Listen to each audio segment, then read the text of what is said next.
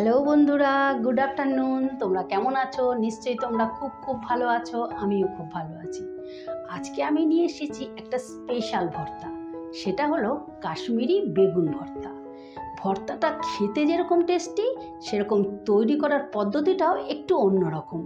তাই এই অন্যরকম পদ্ধতিটা দেখার জন্য তোমাদের কিন্তু পুরো ভিডিওটা দেখতে হবে।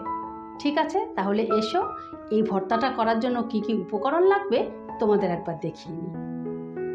বন্ধুরা, ভর্তাটা করার জন্য আমি দুটো বেগুনকে এরকম 6 টুকরো করে নিয়েছি টমেটো, পেঁয়াজ, কাঁচা লঙ্কা, রসুন, শুকনো লঙ্কা।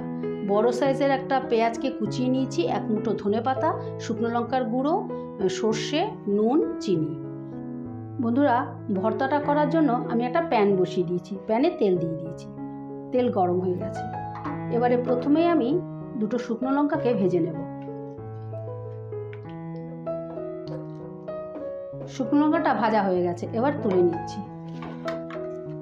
এবারে গ্যাসের আঁচটা একটু কমিয়ে দেব। এবারে ভর্তার বেগুনগুলো একটা একটা করে দিয়ে দেব।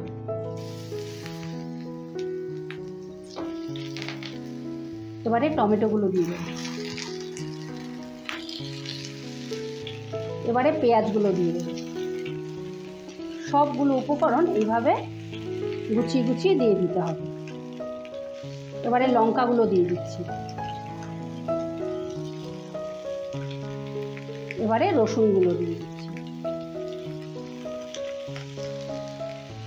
নর্মালি আমরা যেরকম টমেটো বেগুনকে পুড়িয়ে ভর্তা করি, ওরা কিন্তু সেইভাবে করে না।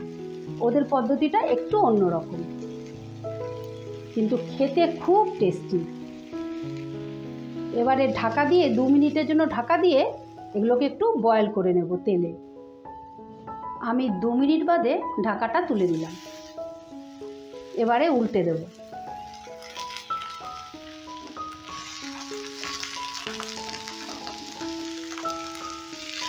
এই দেখো কিরকম পোড়া পোড়া মতন হয়েছে। এটা কিন্তু এইরকমই একটু পোড়া পোড়া হবে, তাহলে এটার যে স্মোকি একটা ফ্লেভার আছে সেটা আসবে। প্রত্যেকটা উপকরণই একটু পোড়া পোড়া মানে ছ্যাঁকা একটু হবে আর কি।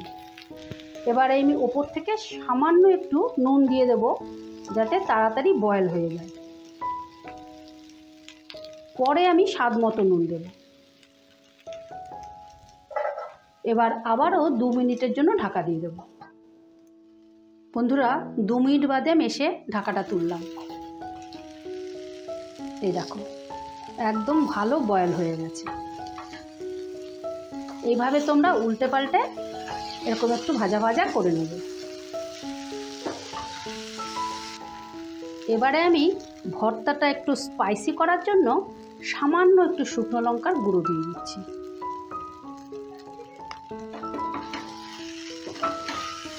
এবার গুঁড়োটা ভালো করে মাখিয়ে নেব। পেঁয়াজগুলো দেখো নিজে থেকে এরকম খুলে খুলে যাবে সব। এবার একটু ভেঙে ভেঙে দেব। এবারে গ্যাসটা অফ করে দেব। এবার ভর্তাটাকে একটা ডিশে ঢেলে নিয়ে ঠান্ডা করে নেব। ভর্তাটা আমি ঢেলে নিচ্ছি। বন্ধুরা, ফ্রাইটা এতক্ষণে ঠান্ডা হয়ে গেছে। এবারে আমি মেখে নেব। প্রথমে এই ভাজা শুকনো লঙ্কাটাকে গুঁড়ো করে নেব। এবারে দিয়ে দেব পেঁয়াজ কুচিটা।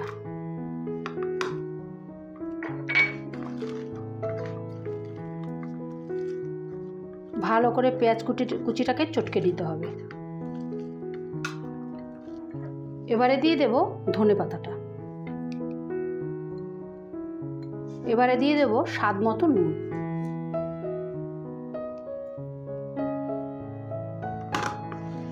এবার নুন দিয়ে ভালো করে এটাকে চটকে নেব। এবারে 1/2 টিস্পুন মতো চিনি দিয়ে দেব।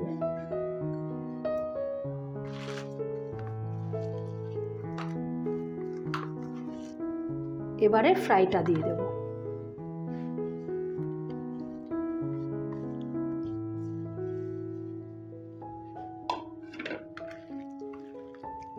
এবার এই ফ্রাইটা দিয়ে ভালো করে আগে মাখতে হবে।